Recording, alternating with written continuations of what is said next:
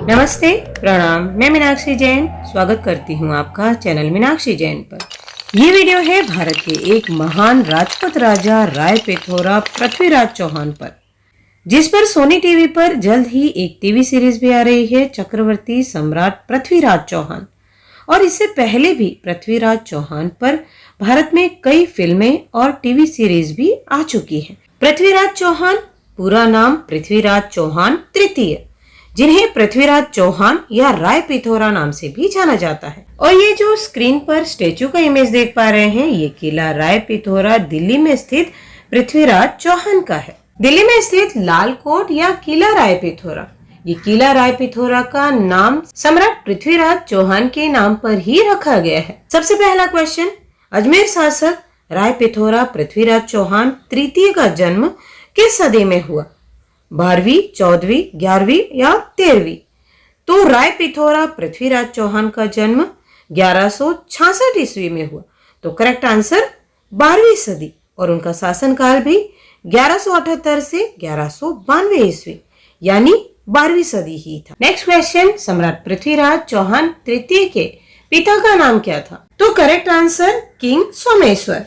The father of Rai Pithora Prithviraj Chauhan was Chahamana और Chauhan king Someshwar and mother was queen Karpuri Devi, जो एक कलचुरी राजकुमारी थी। ये चौहान वंश, जिसे शाकंभरी या सांभर के चाहमान या चौहान या अजमेर के चौहान जाना जाता है, और इनके द्वारा शासित क्षेत्र सपाल दक्ष कहलाता था। ये अजमेर का प्राचीन नाम अजय मेरू।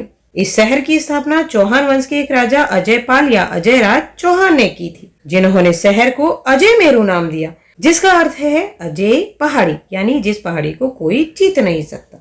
तो नेक्स्ट क्वेश्चन, शाकंभरी के चौहान वंश के संस्थापक कौन थे?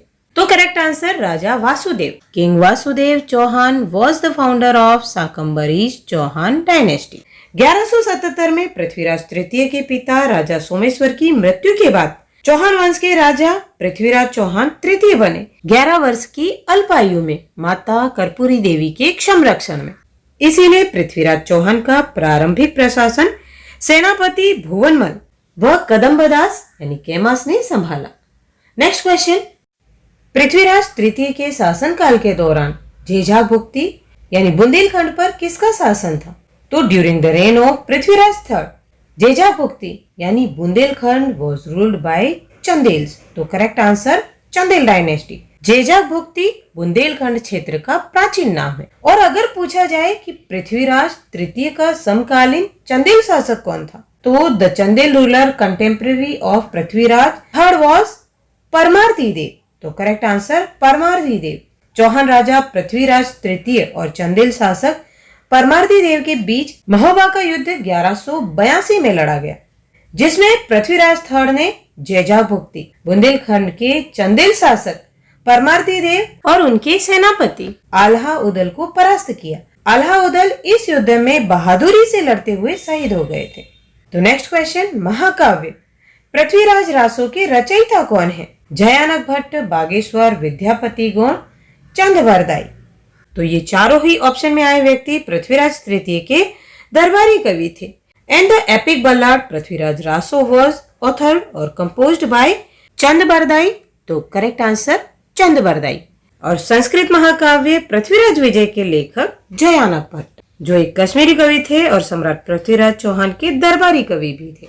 और ये चंदबरदाई पृथ्वीराज तृतीय के कोर्ट पोएट भी थे और बचपन के मित्र भी थे।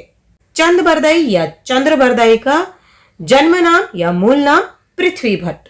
पृथ्वीराज चौहान के जीवन से जुड़ी घटनाओं पर आधारित पृथ्वीराज रासो में पृथ्वीराज तृतीय और गढ़वाल वंश में जन्मी कन्नौज की राजकुमारी संयोगिता का प्रेम प्रसंग व पृथ्वीराज तृतीय की वीरता और बहादुरी का वर्णन है। अगला प्रश्न, कन्नौज के उस राजा का नाम क्या था जिसकी पुत्री संयुक्ता या संयोगिता को पृथ्वीराज चौहान ने स्वयंवर से अपहरण कर लिया था? भोज, जयचंद, जयदेव या लक्ष्मण सेन? तो सही उत्तर जयचंद, जो गढ़वाल वंश के कन्नौज के एक शासक थे। कन्नौज का प्राचीन नाम कान्यकुब्ज या महोदया। और पृथ्वीराज रासो के अनुसार जयचंद ने अपनी पुत्री संयुक्ता के स्वयंवर का आयोजन किया था, जिसमें पृथ्वीराज चौहान को छोड़कर दूर दूर से कई योग्य राजाओं और राजकुमारों को आमंत्रित किया और पृथ्वीराज चौहान का अपमान करने दरवाजे पर उनकी एक मूर्ति द्वारपाल प्रतीकात्मक बनवाई। पर संयुक्ता ने उसी प्रतीकात्मक द्वारपाल पृथ्वीराज तृतीय की मूर्ति के गले में ही वरमाला पहनाई और पति घोषित कर दिया। फिर पृथ्वीराज चौहान संयोगिता का उस स्वयंवर से अपहरण कर दिल्ली ले आते हैं। नेक्स्ट क्वेश्चन, इनमें से भारत की किस विश्व सुंदरी ने अपने अभिनय करियर की शुरुआत पृथ्वीराज रासो पर आधारित फिल्म सम्राट पृथ्वीराज में मुख्य अभिनेत्री का किरदार निभाकर की? ऐश्वर्या राय बच्चन, प्रियंका चोपड़ा, मानुषी छिल्लर, युक्ता मुखी। तो ये चारों ही मिस वर्ल्ड का खिताब जीती हुई हैं और हिंदी फिल्मों की अभिनेत्री भी रही हैं। पर सही उत्तर यहाँ पर Manushi Chhillar. Manushi Chhillar started her acting career by playing the role of Sanyukta in the Bollywood film Samrat Prithviraj. Yashraj films की 2022 की हिंदी फिल्म सम्राट पृथ्वीराज में पृथ्वीराज चौहान का मुख्य किरदार फिल्म अभिनेता अक्षय कुमार ने निभाया था। Film was directed and written by Chandra Prakash Trivedi and producer Aditya Chopra. इन चारों ही विश्व सुंदरियों में से सिर्फ मानुषी छिल्लर ने ही अपने अभिनय करियर की शुरुआत एक हिंदी फिल्म से की है।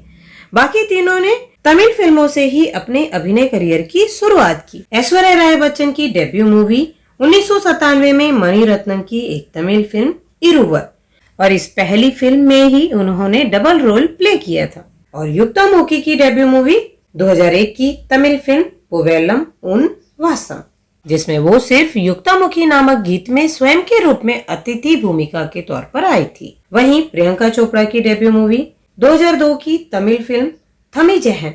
इन सब की हिंदी डेब्यू मूवी भी बता देती हूँ। तो ऐश्वर्या राय बच्चन की हिंदी डेब्यू फिल्म 1997 की और प्यार हो गया, और ये ऐश्वर्या राय बच्चन केबीसी को होस्ट करने वाले big B Amitabh Bachchan sir की बहू है। उनके पुत्र अभिषेक बच्चन की पत्नी है, जिनसे उनकी एक पुत्री आराध्या बच्चन है। और युक्ता मुखी की पहली हिंदी फीचर फिल्म प्यासा 2002 की फिल्म फीचर फिल्म यानी फुल लेंथ मूवी, और एज लीड एक्ट्रेस युक्ता मुखी की पहली फीचर फिल्म प्यासा है। पर इससे पहले 2002 में एक शॉर्ट फिल्म इनकी रिलीज हुई, इश्क न करना आया, जिसमें स्वयं युक्ता मुखी का ही किरदार निभाया इन्होंने। और प्रियंका चोपड़ा की हिंदी डेब्यू फिल्म 2003 की द हीरो, एक जासूस की प्रेम कहानी। और ये प्रियंका चोपड़ा जोनास ने शादी American singer, song writer and actor Nick Jonas से की। उनकी एक बेटी मालती मेरी चोपड़ा जोनास है। भारत में अब तक जब मैं ये वीडियो बना रही हूँ 6 भारतीय सुंदरियां मिस वर्ल्ड का खिताब जीत चुकी है। सबसे पहली मिस वर्ल्ड का खिताब जीतने वाली भारतीय सुंदरी तो रीटा फारिया 1966 में। ये रीटा फारिया प्रथम एशियाई महिला भी है मिस वर्ल्ड का खिताब जीतने वाली, यानी first Asian woman to win the title of Miss World. ये डॉक्टर रीटा फारिया पॉवेल ने कभी भी फिल्मों में काम नहीं किया। फिल्मों में अभिनय के प्रस्ताव स्वीकार न कर अपना करियर एक मेडिकल डॉक्टर के रूप में बनाया। और सेकंड ऐश्वर्या राय बच्चन 1994 में, थर्ड डायना हैडन 1997 में, फोर्थ युक्ता मुखी 1999, फिफ्थ प्रियंका चोपड़ा 2000 में, और सिक्स्थ मानुषी छिल्लर 2017 में। नेक्स्ट क्वेश्चन, महाकाव्य पृथ्वीराज रासो में पृथ्वीराज चौहान और मुख्य रूप से इनमें से किसके बीच हुए युद्ध का वर्णन मिलता है? अहमद शाह अब्दाली, मोहम्मद गौरी, मोहम्मद गजनवी, सिकंदर लोधी। तो करेक्ट आंसर मोहम्मद गौरी या सियाबुद्दीन गौरी। पूरा नाम मुइजुद्दीन मोहम्मद बिन साम, जो गौर वंश या गुरिद वंश का एक शासक था, जो वर्तमान अफगानिस्तान के गौर क्षेत्र में स्थित था। गौर वंश का वास्तविक नाम संसबनी वंश। नेक्स्ट क्वेश्चन, मोहम्मद गौरी और पृथ्वीराज चौहान की सेनाओं का मुकाबला किस युद्ध क्षेत्र में हुआ था? तराइन, कुरुक्षेत्र, हल्दी घाटी, पानीपत। तो सही उत्तर तराइन। तराइन जो वर्तमान भारतीय राज्य हरियाणा के करनाल जिले में स्थित है। वैसे इन ऑप्शंस में से तराइन, कुरुक्षेत्र और पानीपत ये सभी बैटलफील्ड वर्तमान भारतीय राज्य हरियाणा में ही स्थित है, और इनमें से हल्दी घाटी राजस्थान में स्थित है। मोहम्मद गौरी और पृथ्वीराज चौहान के बीच तराइन में 2 युद्ध हुए। तराइन का प्रथम युद्ध 1191 और तराइन का द्वितीय युद्ध 1192 में हुआ। तो तराइन के दोनों युद्ध किनके बीच लड़े गए? तो पृथ्वीराज चौहान व मोहम्मद गौरी के बीच। तराइन के प्रथम युद्ध में पृथ्वीराज चौहान ने मोहम्मद गौरी को पराजित किया। And in the second battle of Tarain Prithviraj Chauhan was defeated by the Mohammad of Ghor. ये तराइन का दूसरा युद्ध भारतीय इतिहास में सबसे प्रमुख युद्ध माना जाता है। क्यों? तो अगला प्रश्न देखते हैं। इनमें से किस युद्ध ने भारत में मुस्लिम शासन की नींव रखी? तो सही उत्तर तराइन का द्वितीय युद्ध। The second battle of Tarain led the foundation of Muslim rule in India. Next question. 4 बांस 24 गज अंगुल अष्ट प्रमाण ता ऊपर सुल्तान है मत चूको चौहान। ये पंक्तियां पृथ्वीराज रासो के अनुसार किसने पृथ्वीराज चौहान से कही थी? संयोगिता, जयचंद, मोहम्मद गौरी, चंद्रबरदाई। तो यहाँ पर सही उत्तर है चंद्रबरदाई। पृथ्वीराज रासो के अनुसार ये दोहे की पंक्तियां चंद्रबरदाई ने मोहम्मद गौरी के दरबार में पृथ्वीराज चौहान को कही थी। और पृथ्वीराज रासो के अनुसार ही पृथ्वीराज चौहान एक वीर योद्धा तो थे ही, साथ ही शब्दभेदी बाण चलाने में भी कुशल थे। शब्दभेदी बाण यानी आवाज सुनकर उस तरफ तीर चलाना। और मोहम्मद गौरी को पृथ्वीराज चौहान ने कई बार युद्ध में पराजित किया।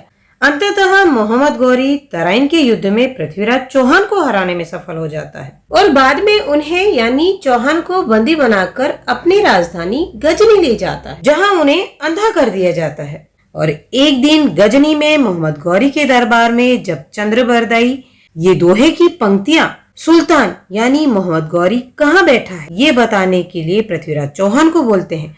अंधे पृथ्वीराज चौहान तुरंत इसका अर्थ समझ जाते हैं और मोहम्मद गौरी की आवाज की दिशा में तीर चला देते हैं, जिससे मोहम्मद गौरी की मृत्यु हो जाती है। और उसके बाद तुरंत ही पृथ्वीराज और चंद्रबरदाई ने एक दूसरे को मार डाला। वैसे तो चंद्रबरदाई की रचना है ये पृथ्वीराज रासो, पर इसका ये अंतिम पार्ट जिसमें गौरी, चौहान और बरदाई की मृत्यु का वर्णन है, चंद्रबरदाई के पुत्र जलहण द्वारा पूर्ण किया गया है यानी लिखा गया है। यानी पृथ्वीराज रासो किसके द्वारा पूर्ण की गई? तो चंद्रबरदाई के पुत्र जलहण द्वारा। हालांकि पृथ्वीराज रासो के अनुसार ही पृथ्वीराज चौहान ने मोहम्मद गौरी को मारा था। इतिहास में ऐसा नहीं है। ऐतिहासिक स्रोतों के अनुसार पृथ्वीराज चौहान की मृत्यु के बाद भी कई वर्षों तक मोहम्मद गौरी का शासन रहा। इतिहास में 1194 का चंदावर का युद्ध दर्ज है, जो कन्नौज के राजा जयचंद और मोहम्मद गौरी के बीच लड़ा गया था, जिसमें जयचंद को मोहम्मद गौरी ने पराजित किया था। और 1206 में मोहम्मद गौरी खोखर जनजाति का विद्रोह दबाने पंजाब आया था और यहीं पर झेलम नदी के किनारे एक खोखर द्वारा उनकी हत्या कर दी गई थी। वीडियो में दी जानकारी के आधार पर पूछे गए इस प्रश्न का उत्तर कमेंट में लिखें। वीडियो पसंद आया हो तो लाइक करें और अपने सभी एजुकेशनल ग्रुप्स में शेयर अवश्य करें। और चैनल पर नए हैं या चैनल को सब्सक्राइब नहीं किया है तो चैनल को सब्सक्राइब कर साथ में जो बेल आइकन है उसे प्रेस कर ऑल नोटिफिकेशन भी ऑन कर दें। Thank you so much and all the very best.